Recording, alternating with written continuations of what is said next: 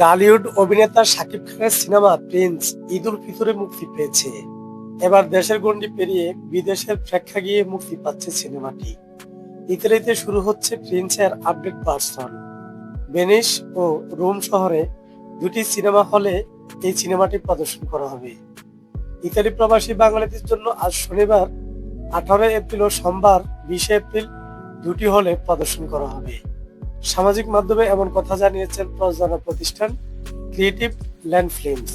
Creative land films আরো জানিয়েছে, কারিগরি ত্রুটিপূর্ণ করতে সিনেমাটির ডিজিটাল ফাইল নতুন করে সংস্করণ করা হয়েছে। দেশে মুক্তির সময় সাউন্ড, কালার ও ভিএফএক্স নিয়ে দর্শকদের যে অভিযোগ ছিল, উন্নত সংস্করণে সেসব জটিলতা কাটিয়ে আরো নিখুঁতভাবে উপস্থাপনের চেষ্টা করা হয়েছে। আবু হায়াত মাহমুদ পরিচালিত প্রিন্স অ্যাকশন ঘরানার সিনেমাটি 90 দশকের ঢাকা অপরাধ জগতের কেন্দ্র করে নির্মিত হয়েছে।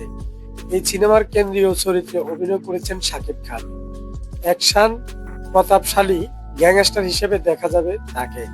কিং খানের সঙ্গে এই সিনেমা জুটি হয়েছেন, অভিনয় করেছেন ছোট পর্দার অভিনেত্রী তাসনিয়া পারেন, কলকাতার অভিনেত্রী জ্যোতির্ময়ী কুন্ডু এবং ভারতীয় অভিনেতা দেবেন্দ্র ভট্টাচার্য।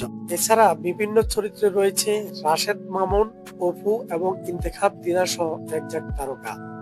ইতালিতে প্রদর্শনী শুরুর মাধ্যমে এবারের ঈদে মুক্তিপ্রাপ্ত সবকটি সিনেমায় আন্তর্জাতিক বাজারে যাত্রা শুরু করলো। সো ভিউয়ার্স, এই বিষয়ে আপনাদের মতামত কি? অবশ্যই কমেন্টস করে জানিয়ে দিবেন।